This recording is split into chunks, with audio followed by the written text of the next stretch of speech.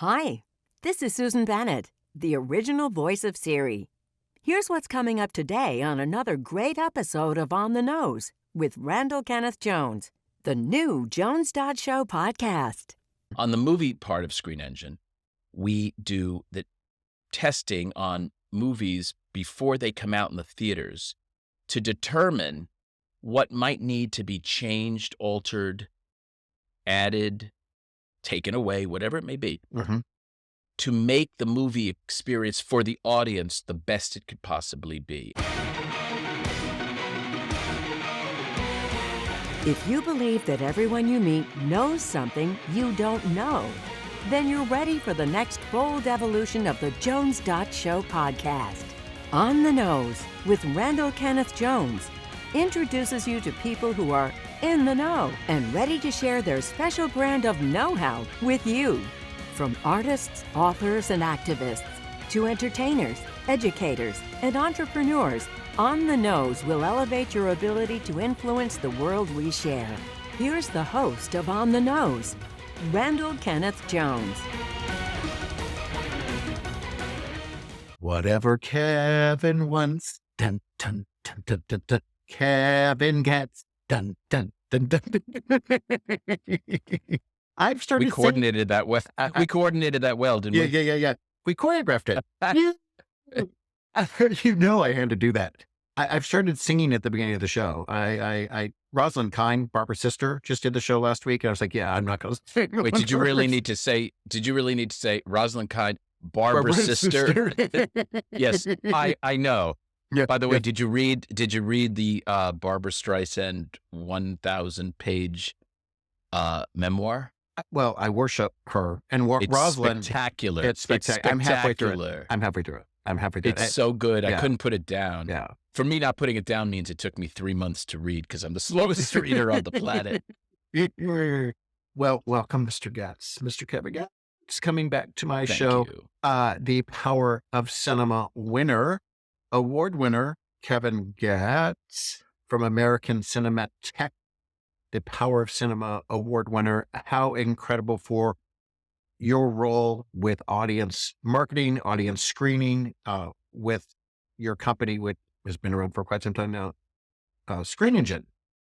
Yes. So it's really something. This award that I received last week, incidentally, was one of the best nights of my life. Truly, because it was magical, and it was especially sweet because typically the American Cinematheque doesn't give the award to people in the sort of other side of the business. That is everything you just described. Helen Mirren also received an award that night. Oh, her. Dame Helen Mirren. She received a Lifetime Achievement Award. I've heard of her. Yes. Yeah, I know who she is. Dame Helen and myself were the two recipients this year, and they only have 2 awards. There's no additional awards, so it's a very fun evening because it's a very thorough evening. Like you don't just go up and get an award. There's a presenter. In my case, there was a presenter.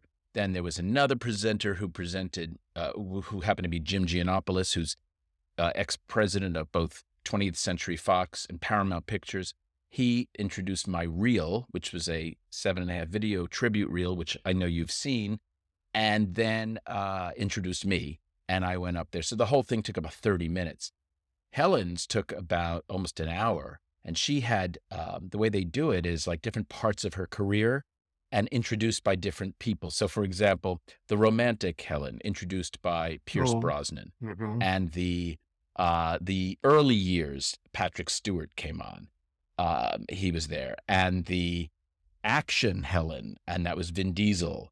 And the her boobs, she's been topless in many of her early films. People don't know that. Helen? Her breasts. So Naughty Helen. That was Alan Cummings. That was Alan Cummings who presented that. Andrea Riseborough. She was the one that nominated for an Oscar last year. Riceborough, I think. And she did the dramatic Helen. And then finally, Harrison Ford came out and he presented I didn't miss Bryan Cranston. He did the, I think, drug addicted Helen. No, Bryan Cranston. No, he's great. And then Harrison ultimately came out and did the final, and it was just spectacular. And right now I'm looking for this picture to show you of Helen and Harrison and myself right here. I have been on your socials. I include people Oh, to go on Kevin Goetz's Goetz socials, because you will see the pictures that I am now seeing, and I have they're quite extraordinary. Yeah, I've been following this. thanks, What's cool for thanks. me is I think I'm one of the first people you told as soon as you found out you were getting the award. You are exactly right about Yeah. that. And because I remember, because you were emotional for me, because you're a friend. And of course, I was emotional because it was just out of left field. And it's not something you lobby for. You just get Right. voted by this board. And the board is very esteemed board. The board is like all the heads of studios and the head of the streaming services. And it's really film oriented. And it just, I don't know, fills me up. And I had, I honored my 4 mentors during that time, and 2 of whom have passed away, but 2 were in the room that night. Mm. So it was especially great on so many levels.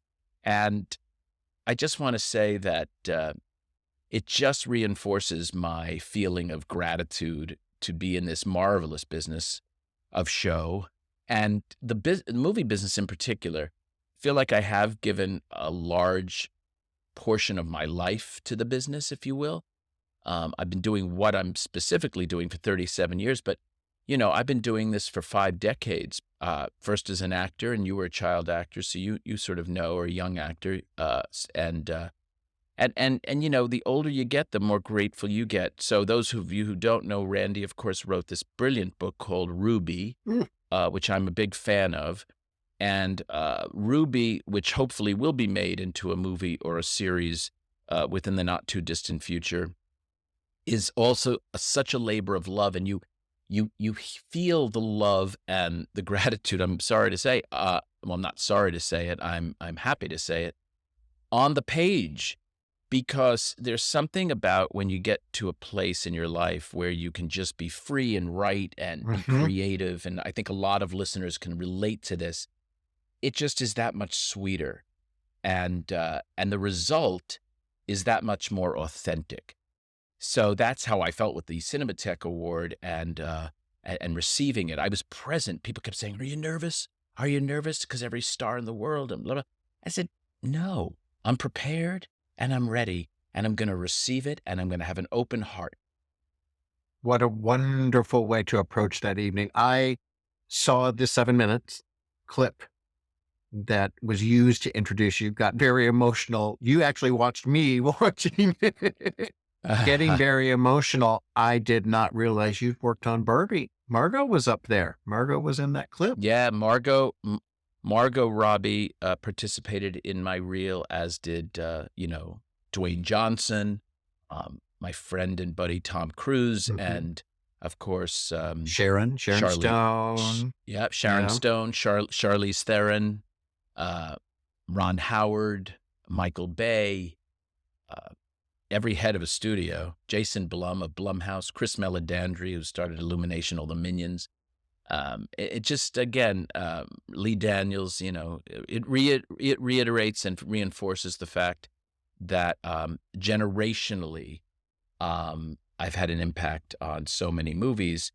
When you see Sherry Lansing in the same reel as Nicole Brown, who's head of TriStar, for example, or Jim Giannopoulos, who was former president of Paramount, who before that, Sherry Lansing was former president of Paramount, and on the reel is Brian Robbins, who's current president of Paramount. You see generationally the number of movies, because I worked on over 5,000 titles doing the audience test screenings for those pictures.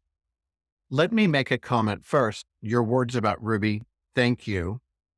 If Ruby, we'll say when Ruby becomes a movie, and I believe it will, and my hats off to Cynthia Rhodes from Dirty Dancing, because she was the one who I said, "Oh, Cynthia, I can't write fiction."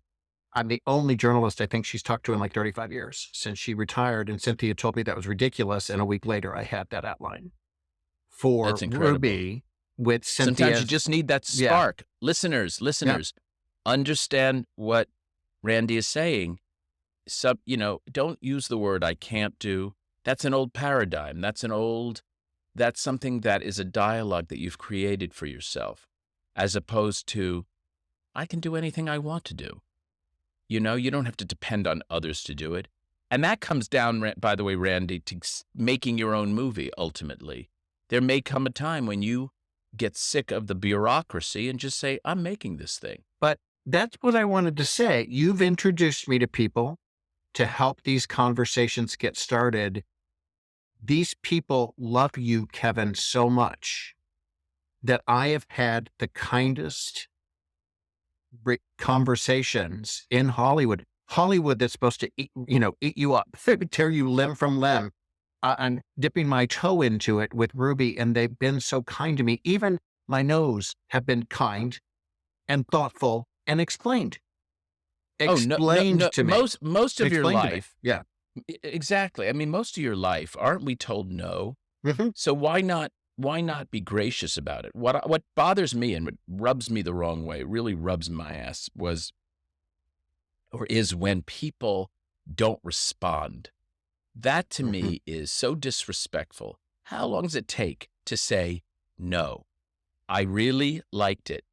I just don't know what to do with it. I really liked it. It's not for me. And when you watch Shark Tank and those guys and ladies say, look, I think you had a great pitch. I don't see it as a business. It doesn't seem investable for me. I'm out. And for those reasons, I'm out. In other words, it just is a bottom line. It's not even personal. Sometimes it's personal, but most of the time, 90% of the time, it's just that's not in what they want to do right now, or it's not their thing, or whatever it may be. All you need is one yes. Which you keep telling me. That's it. Yep. It's true. And I've listened to those who have thoughtfully said no, with very legitimate explanations that I'm simply not going to argue with. And I have made great contacts. So remember, how many no's have you really gotten? Stay with me on this. Just really I've gotten so far 2 very specific no's. Okay. That is about almost getting a yes, meaning like, in other words, come back to me when you've had 64 no's. And then I say to you, well, maybe the positioning is not right. Maybe it's going to be something you may have to do yourself, but you may get dozens of no's. I have been told no so many times on so many things, but if I believe in it, truly believe in it, there's no one that's going to stop me. I went to a consortium on Black filmmakers last night, and one of the speakers, Dion Taylor, who's a wonderful filmmaker, was a young Black basketball player who didn't come from means. He lived in his car, and came from great poverty, and wanted to make movies and didn't have any idea how to do it. And essentially was told no by everybody. No, can't do it. You're not this, you're not that. And finally he said, screw the gatekeeper. I'm just gonna do it. And you know what he did? He met people nonstop until he bumped into one gentleman named Robert Smith. And Robert Smith is the wealthiest African-American man on the planet Earth. And he made his fortune as an engineer and in tech. And he began to back Dion and his wife, Roxanne. And they started making, marketing, and distributing their own movies. So screw Hollywood bureaucracy. Screw these people who are getting in my way. I'm going to do it anyway. I'm going to do it my way, and I'm going to be positive, and I'm going to create alliances and allegiances with people who share my energy, my positivity. And that's what he did. And now, 12 movies later, or whatever it is, they have a real business called Hidden Empire. And it's doing so well, and I'm so proud of him. But he talked about it. He didn't allow anyone else to dictate his future. When I, as an actor, could not get roles that I wanted to play, I didn't complain about it. I started my own theater called Central Coast Repertory Theater in San Luis Obispo, California, because I really wanted to play Tom in Glass Menagerie, and I wasn't getting hired for that role. And I said, I'm going to cast myself. And you know what I'm going to do? I'm going to create the theater to boot. And that's what I did. You know what, Aaron Brockovich, my friend, always, the word we share is I have to meet her, by the way. Oh, yeah, we need to make it up. happen. Yeah. Yeah. She's as special as you want her to be, and she is still so kick-ass. I mean, she's Sorry, so I didn't mean to engaged. interrupt No, you. no, but the word is stick-to-itiveness. Stick-to-itiveness, and that's what we talk about, because I did not give up until I got her on the phone. I always wanted to be a teacher, and I never did teach formally. So what did I do? I created my own education platform with my column, with my first book, with my speaking engagements. What did you want to teach? What did you want to teach? I actually wanted to teach anything that was theater and or speech. I teach speech now to private groups. I teach speech now. I love teaching people how to communicate in front of a crowd. Well, you're so good at it. It's my thing. I love it. I love to get up in front of a crowd. But I did improv professionally for 10 years too. So That's right. Yeah, that makes a real big difference, because it's when I'm on stage as keynote, it's a little bit more like stand up. But enough about me. We must shift our focus back to Kevin Goetz, because I do want you, in your words, to explain what Screen Engine does. Well, not to get too technical, because I do want to talk more about the beauty of movies, but I will say that we basically are a company that does market research for movies, which means, but we do a lot more than that. We do television, which is actually even a bigger part of our business. But let's stick to movies in this conversation. On the movie part of Screen Engine, we do the testing on movies before they come out in the theaters to determine what might need to be changed, altered, added, taken away, whatever it may be, to make the movie experience for the audience the best it could possibly be. And almost every movie that comes out, at least as a wide release, goes through a testing process. It's a very sensitive process, because the cynics and the critics will say, hey, you're impeding on my creative process. The smart ones will say, if somebody hunks at me on the freeway, they're an asshole. If 5 people hunk at me on the freeway, I'm the asshole, and I better listen. So if an entire if an entire audience is telling you your movie is too slow, like really slow, and you need to cut 15 or 20 minutes out of it, listen to them. If an entire audience or a majority of people are saying that ending is so unsatisfying because you led me this way, and then you pulled the rug out from under me, and now I'm not going to recommend your movie because you pissed me off so much, you better listen to that and maybe reshoot your ending. We uncover those types of things, and we've been doing it for years and years. And I have to say that because I'm an artist myself, I tend to approach filmmakers as colleagues as opposed to clients, and so I feel like I'm immersed in the creative process with them, feel their pain. These are their creative babies, man. These are their creative children, and they are exposing them for the first time in front of a room full of strangers. And I, as the doctor of audienceology, have to come out and tell them, your child is ill. Your child is not going to make it unless you do this. I have to be very prescriptive, and I use it through data, through surveys that are done by the audience, through focus groups that are conducted after the screenings. And with all that data and that story, I'm able to construct what I hope is a very proactive playbook so that they can make those changes, still feel good about what they set out to make, but at the same time increase their chances of success because now more people are going to talk about it, write about it, discuss it. It'll enter the zeitgeist and become a hit. That's the idea. I have a new hashtag for you. Hashtag be more Goetz. Hashtag be more Goetz. Damn. Okay? Damn. Be more If Goetz. anyone could, but I'm hoping people will know it's Goetz and not G-E-T. Be more Goetz, because when you listen to people on that reel introducing you for this award, you were referred to as the audience whisperer. But another gentleman specifically talked about your bedside manner, meaning the kindness and the thoughtfulness with which you deliver this information, which could be the result of years of work and millions of dollars that have come to this screening. The information has come to you, and now you have to deliver it. Hence, your podcast being called Don't Kill the messenger. Don't kill Please, the messenger. And I hope that we could do a sort of a joint thing. I'll send people to your podcast and you send people to my podcast, because we're both, you and I are cut from a very similar cloth. We both are very enthusiastic men.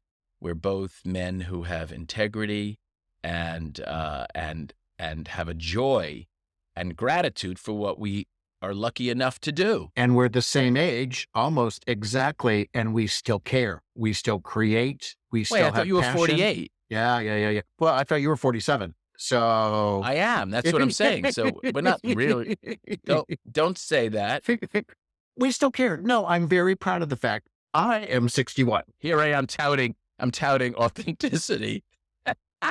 And we're hiding our age. And I'm saying, I'm ridiculously exactly. proud of being 61 and still wanting to achieve. I'm ridiculously proud of Ruby. I want to write another book. I want to, every time I talk to anyone and present these podcasts, it is a joy for me. Every time I'm on a stage, it's a joy for me. I can't conceptualize the idea of retirement because that's not me. I have to create. People like you and I must create. Would you agree? Absolutely. We must create. Not only do I agree, and you're such a good writer, like you have to do it. Otherwise it's like you're not sharing your gifts. You're not sharing your talent, you know? Well, I'm very anxious to see what happens now that will open a door for me to actually write another Ruby. It would be, I think there literally could be. I tell people all the time, look, have 4 or 5 different things in your arsenal. And at different times, each one will have the right energy at the right time. So you're more likely, the odds game, the numbers game that any creative process takes will increase, because you will ultimately get to that yes on maybe book 3 faster than you'll get it on book 1. And then because you made book 3, book 1 then gets made. You see, it's like that. You don't know the path that it's going to take, but it always is the perfect path. We are going to also talk about we talked about your podcast, your book, Audienceology is wonderful. Now, actually, you've been on the show. People want to go to the catalog of the podcast, which is now called On the Nose, but the whole catalog is there with Joe.show, to where we really talked about this book in depth, how moviegoers shape the films we love. I think it's a phenomenal book. I don't even understand how any film buff could not want to dig into this. I was riveted by this book. I was like, wow, all the different ways. The movie literally changed once the screening process went in and you delivered the news. Give us one example. I'd love one example, maybe not from Barbie, even though it's Barbie right now. If it's Barbie or whatever, in the last couple years, can you give me an example of a scenario that was particularly meaningful to you and your interaction? Yeah. Well, there are so many. When it came to Barbie, I will just say that I remember in the first screenings, the sort of the male patriarchy of it, tonality took a little bit of a further, was more predominant, and Greta saw that and sort of pulled back on it, and it really found that calibration beautifully. That was a really gratifying thing, because it was really a modulation issue, how far do we need to push this? and they didn't need to push it as far as they thought.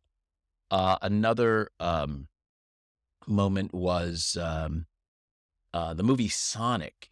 I remember testing that early on, and the audience rejected the initial rendering of the character, and they went back and they literally recrafted the entire rendering of the lead character, animated character, and it changed the trajectory, completely.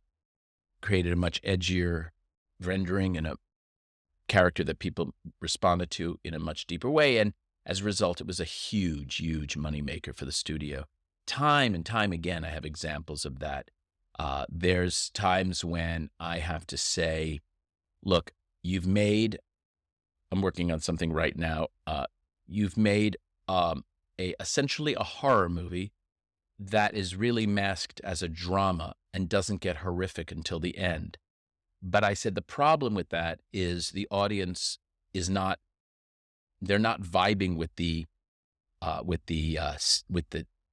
change of tone so far into the movie. You must lay your stake right out of the gate within the first 5 minutes. Even if you come back to it later, you've at least told us this is what we're in store for. But don't then say, what? We're making this huge turn halfway into the movie. That was not acceptable. And how we know that is when we test online, we see that there's a tune out. People will tune out of something if they don't like it. If we test online, because we do it online and in the movie theaters. And that was a very important piece of research. So once they laid their stake to say, and they reshot something to make it really ominous and creepy and set that tone. So it was very foreboding. And now people were engaged and they didn't tune out. So again, we saved that from happening. One of the examples in the book, a great example in the book, and I don't know if I mentioned it even on the last time I was here, was Moonstruck. The movie Moonstruck. I don't remember if you mentioned it, but I remember reading it. So yeah, go ahead. Yes. Well, it was a comedy, really, a comedy drama, or certainly was meant to be very funny throughout. And at the first screening, the audience wasn't laughing until way far into the movie. And it's like they weren't given permission to laugh. To enjoy it. And I know exactly what you're talking about now. I remember exactly what it is. So the first screening started with a very dramatic opera, aria.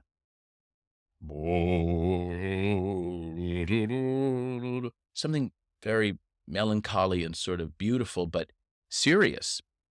And then editor at dinner after the first screening said, I think I know what this is. I don't think we're giving the audience the permission to laugh. I'm going to change reel 1 tonight in the editing room. And he went back and put in, when the moon hits your eye like a big pizza pie, that's amore. And that was added as the opening. As soon as that music came up with those images, and then, people were laughing out of the gate. Scores came up 20 points, and a hit was made. It's so interesting. I've talked about Moonstruck before because Moonstruck also focuses on a specific group of people that the world may not know. So if you don't make that obvious, that particular New Yorker, I'm from the Midwest and I was in the DC metro area then, that was not a culture that I was familiar with. So if you don't have Dean Martin singing to me, something that I know is fun, I'm not going to know. I'm not going to know. I don't know whether or not, I also don't want to laugh at someone if it's not intended, because that's a culture that I did not necessarily know. Well, when La La Land came out at the first screening, there was no initial freeway musical scene. So you didn't even know it was a musical. So at 12 minutes into the movie, when the roommates are together and they break into song, the audience is like, what the F? Like, huh? How could you just throw this at me? Like out of nowhere. So the next screening, they added this freeway scene, this overture scene. I love it. And immediately laid the stake and said, Folks, by the way, we're a musical. You're going to hear music throughout this. Sit back, get ready. In my And opinion, one of the best musical scenes ever filmed. That is such an epic number. Epic to have pulled that off on can that I tell you freeway. something? They had it, and for whatever reason decided not to put it in the first screening. And I was like, but sometimes they have to go back and shoot it. They actually had it in the can.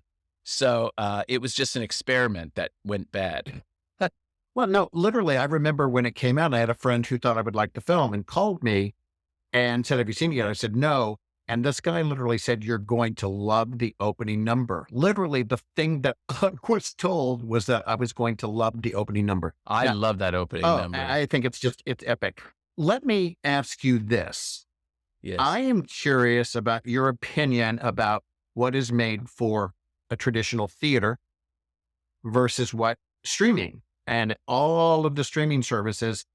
And I feel like we're going down very specific paths. I feel like the audience has become terribly niche, which I don't like very much because I like people to explore different types of genres and films and people and stuff. But I'm curious about your thought about the difference between what's produced for films, for movie theaters, and what's being produced for the streaming services. Well, it really comes down to an experience, doesn't it? I mean, Mm-hmm. the bottom line is, if you're asking somebody to spend about $80 for a family of 4 Mm-hmm. to go to a theater, it better have some reason and justification to charge that. So the problem is that there's so much good content and very good content and even excellent content online. And it's far more convenient to stay home and not, spend that money, because for the same price of those $80 for Mhm. one movie, you could buy essentially every single streaming service, a major streaming service that's out right now. So Mhm. you get thousands of choices. But of course, you still want to go out of the house. You still want to every now and then go. But you're going to be far more selective, far more judicious about the choices you're going to make. So it comes down to not about how they're making them, but what format does a movie warrant that theatrical release? Or what makes that movie theatrical worthy, meaning what makes that movie special enough for me to leave my home and go out and need to see it in a theater? Well, one of the answers is huge special effects, Mhm. huge sound and visuals. Another answer is because everybody's talking about it.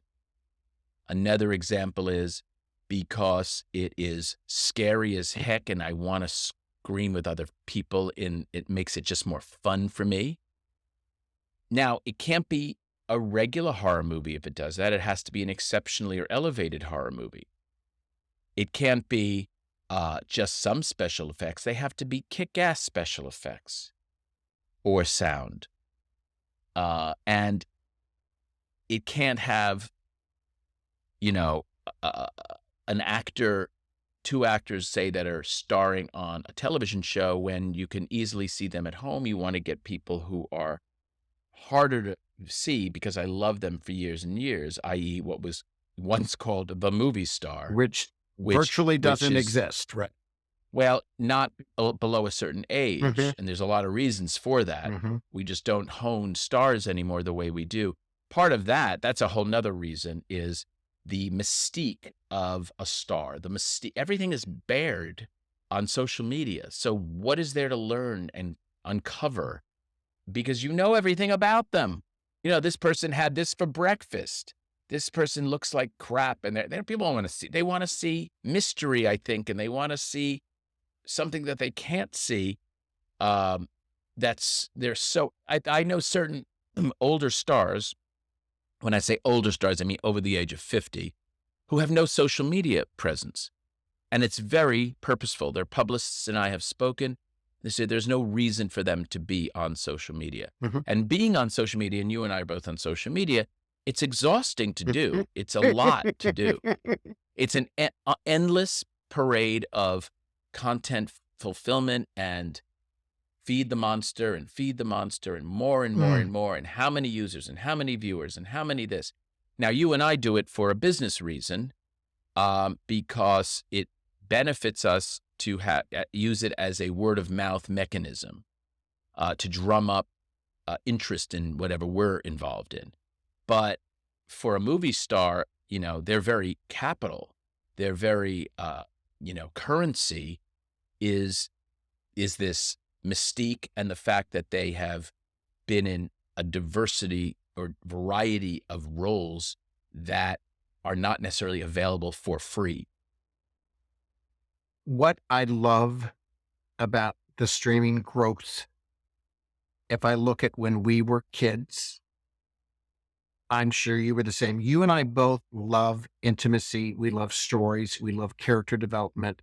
We don't require CGI. You and I do not require that to enjoy a film because we didn't grow up on CGI, which is so much of what is happening in a movie theater. But like when I was in high school, we went to Ordinary People. We went to On Golden Pond. We went to Reds because it was in the theater. What I do because that is what we were told was playing that week. So you didn't have any choices. The studios controlled the message. The studios said, Reds or they're opening this week. Go or don't go. But that's it.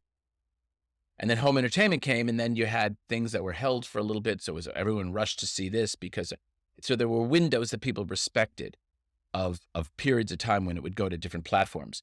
But now, to your point, is everything is available because the consumer is in the driver's seat. The consumer now dictates, hey, if I don't see that, I'll see 16 other things or 100 other things. But I love the fact that young people through streaming are given quality that they may not choose to go to a movie theater for. So would I ever turn down the joy of seeing On Golden Pond, one of my favorite films, one of my favorite plays, one of my favorite stories?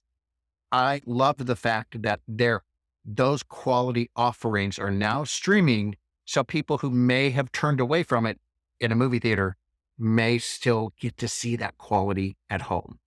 And that makes me really, really, really happy.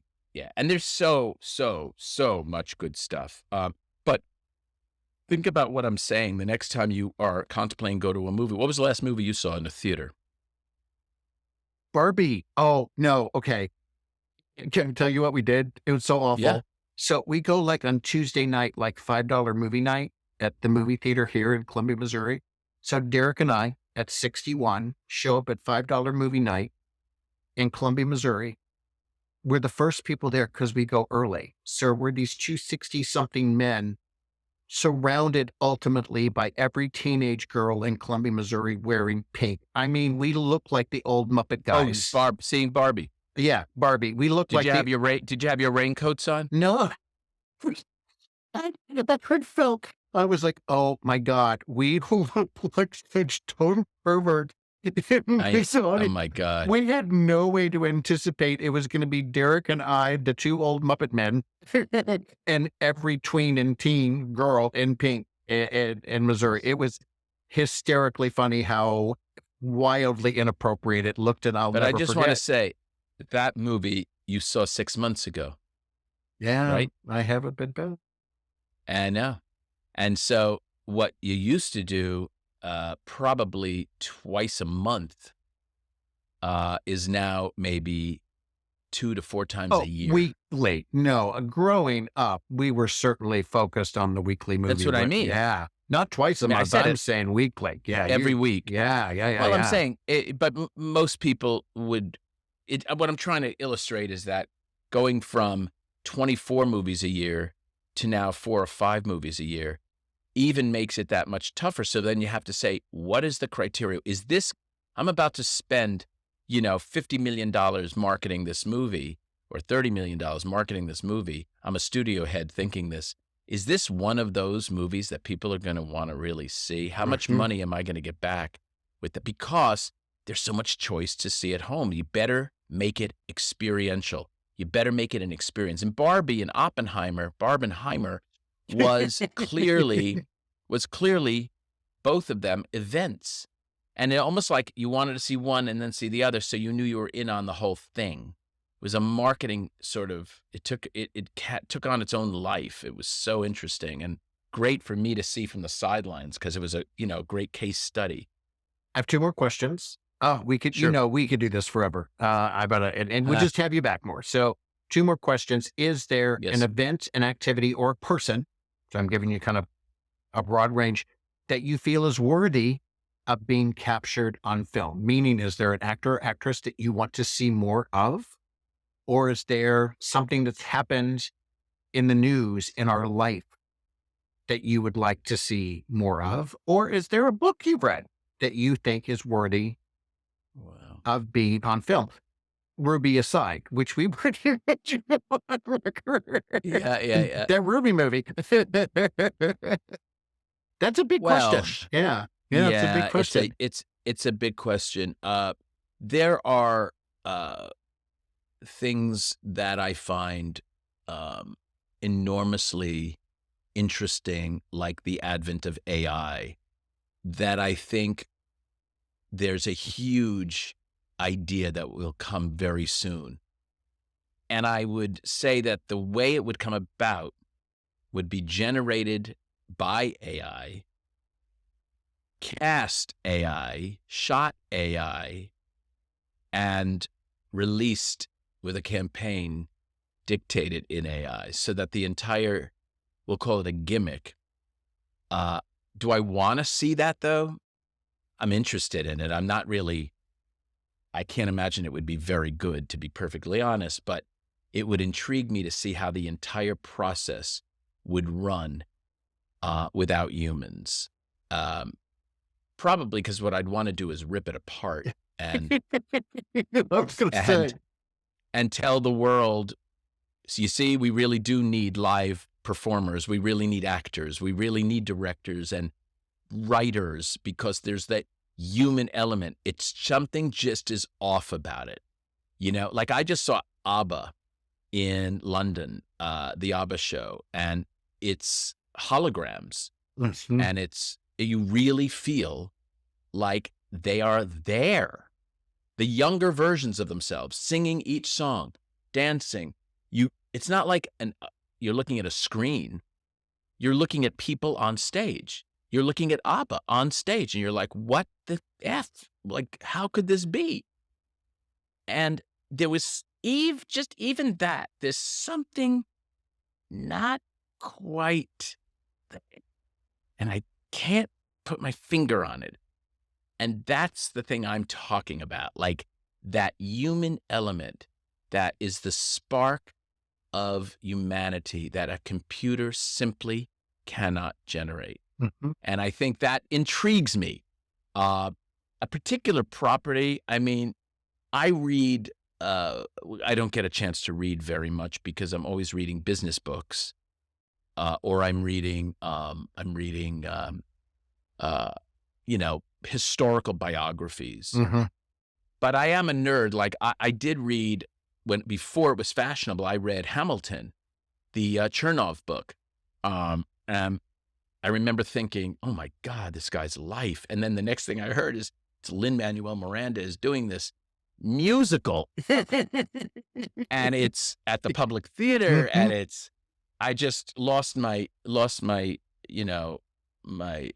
shit on that. I was so excited to see that done. So there are many, many historical figures like that that I find so intriguing. I find the Ukraine invasion and the fortitude of what has happened with a people who have such a feeling of nationalism and patriotism to stand up to any force that would enter a sovereign country and assert themselves. and what does it take to have that mentality to all bond together? The most I ever felt it was probably 9/11, when I was in New York. I flew in on 9/11 to New York. I came in like in the middle of the night, like early in the morning, 1 in the morning or something on 9/11. So I was sleeping in the hotel when the planes hit the towers, and I was stuck in New York for at least, I think it was 9 or 11 days, something like that. I remember, every night going out with people, strangers singing "God Bless America." Mm-hmm. And there was something so beautiful about the unity I lived in the of our DC country. suburbs then. Yeah, I lived right by Dulles Airport. I'd never Yeah. seen it, but I'd Mhm. never seen anything like it. Mhm. So to me, there's a theme in there of what it truly is like to be part of something. And I think we all have it in us, but our world is so divisive and icky right now, and I'm just so tired of it. I'd love to see a human story of people really coming together for the common cause. That's why I'm so obsessed with the American Revolution. I think that is like one of the most interesting periods of the human condition. Again, hashtag be more Goetz. The book, which I love, Audienceology, Yeah. by Kevin Goetz. How Moviegoers Shape the Films We Love. The podcast, Don't Kill the Messenger, by Kevin Goetz. I have one final question. This is my new question that I'm asking at the end of On the Nose. You can take this however you want, and I did not tip you off in advance. I was going to ask it. Kevin Goetz, what do you know? I know that people are good and want to do the right thing. For more information, visit onthenose.com. Please be sure to follow On the Nose with Randall Kenneth Jones on YouTube and subscribe on your preferred podcast platform. For On the Nose, I'm Susan Bennett, the original voice of Siri. And yes, I know. Do you? If not, see you next time.